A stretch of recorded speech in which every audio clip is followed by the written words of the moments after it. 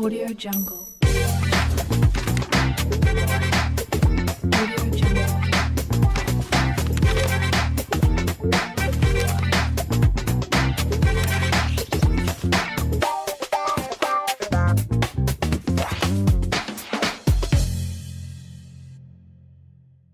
Bonjour et bienvenue sur le plateau TV de LDV Média pour l'émission Cercle de lecture CM1 CM2 de l'école de l'Ichimiaï.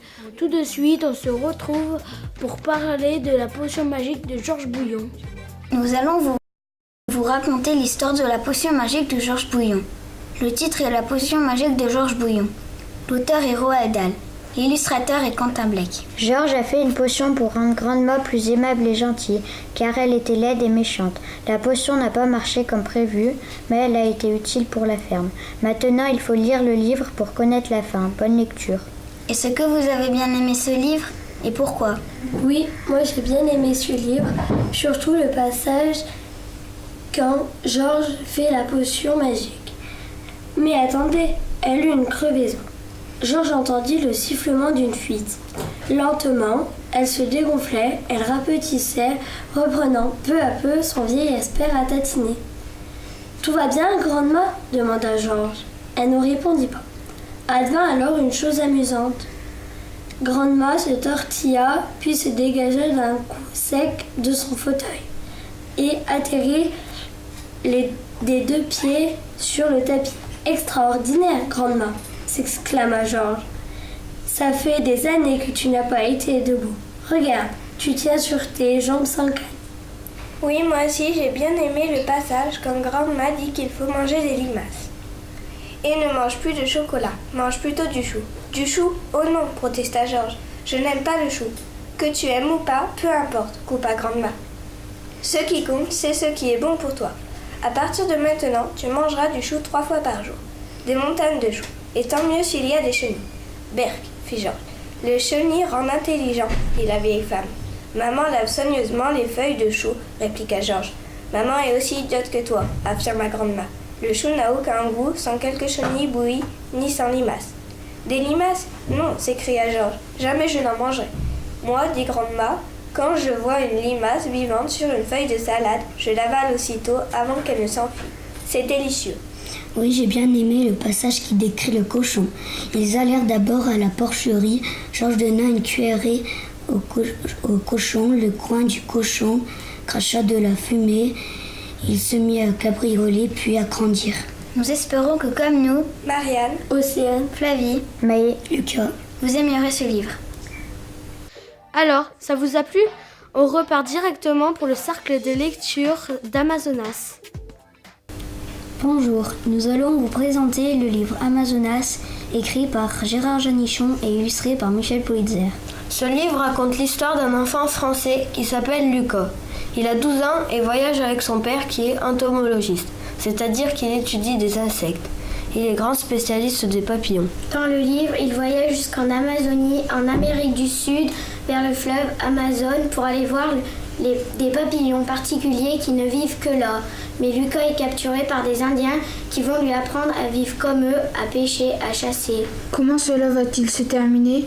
Lucas va-t-il retrouver son papa et rentrer en France rejoindre sa maman ? Il faudra lire le livre pour le savoir. Nous avons bien aimé ce livre car il y a beaucoup d'aventures. Et pour vous donner envie de le lire, nous avons choisi un extrait. Dès le lendemain matin, nous quittâmes Belém en direction de Manaus. Notre équipe s'était étoffée de 5 autres chercheurs, anthropologues ou biologistes, 3 Américains et 2 Japonais. D'autres personnes nous attendaient dans la capitale amazonienne. D'autres encore travaillaient déjà sur place, loin de l'intérieur du continent sud-américain. Le troisième coup de cœur, c'est le livre Les Compagnons de la Cigogne. On repart sur le plateau. Bonjour, quel livre allez-vous nous présenter ? Bonjour, nous allons vous présenter le livre Les Compagnons de la Cigogne qui se passe en 1825 à Strasbourg. Il est écrit par Sophie Humann et illustré par Raphaël Bechot. Pouvez-vous nous dire ce qui vous a plu ? Ce qui nous a plu, c'est l'action, la recherche et le suspense. Pouvez-vous nous présenter les personnages ? Il y a comme personnage principal Gaspard, un adolescent qui adore le dessin. Il y a aussi Basile qui est batelier et sa petite sœur Margot. De quoi parle ce livre? Un jour, Gaspard, qui est en train de dessiner au bord du fleuve, trouve une petite cigogne blessée à la patte. Il va la recueillir avec l'aide d'un batelier et ainsi faire connaissance avec Basile, qui va devenir son meilleur ami. Gaspard est collégien et rêve de devenir sculpteur à la cathédrale de Strasbourg, comme son père, mais celui-ci s'y oppose. Pour le rendre fier, Gaspard et son ami vont partir à la recherche du légendaire lac des damnés qui se trouverait sous la cathédrale. Cette recherche va les amener à découvrir un repère de voleurs de tabac qui vont capturer Margot, la petite sœur de Basile. Comment cela va-t-il se terminer? Vous saurez la réponse en lisant Les Compagnons de la Cigogne. Pouvez-vous maintenant nous lire 2 petits extraits que vous avez aimés? Oui, bien sûr. Basile n'a pas eu le temps de terminer sa phrase qu'un battement d'ailes s'est fait entendre et qu'un grand oiseau blanc est venu se poser bruyamment dans la cour. Il s'est approché de Margot en claquant du bec, a pincé sa jupe et a commencé à tirer dessus avec impatience. Et le deuxième? Je levai la tête, il a bafouillé. Là-bas, regarde, une lueur ondoyait sous l'eau noire. Elle se rapprochait et son reflet tremblant révélait graduellement une véritable caverne liquide. Écoute, a murmuré Basile. Une plainte aiguë et douloureuse s'est élevée, a couru sur l'onde jusqu'à nous. La lumière avançait toujours. Les Compagnons de la Cigogne vous a été présentés par Solène, Amandine, Sébastien, Elio et Anaël. Et c'est parti pour Ernest et le passé composé. Bonjour, nous allons vous présenter un livre qui s'intitule Ernest et le passé composé, écrit par Patrick Van Damme et illustré par Catherine Lachaud.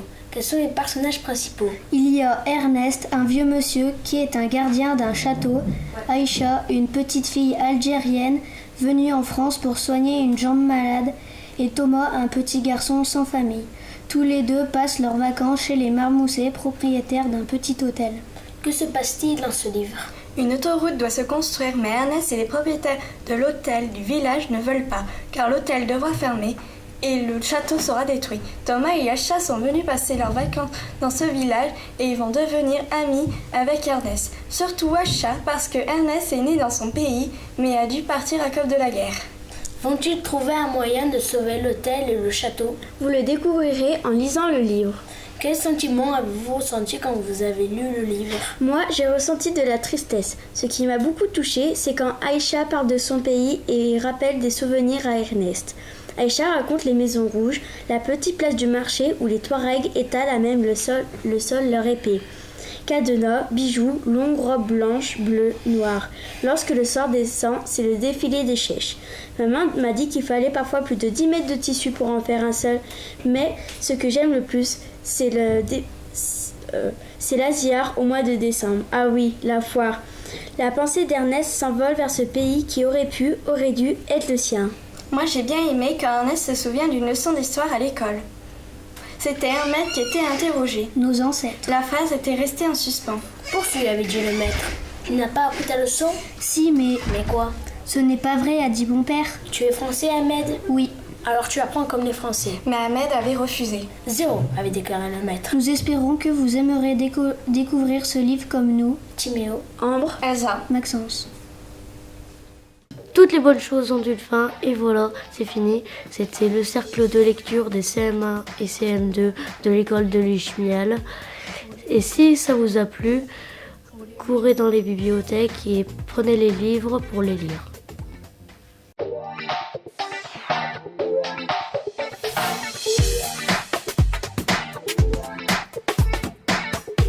Audio Jungle. Audio Jungle.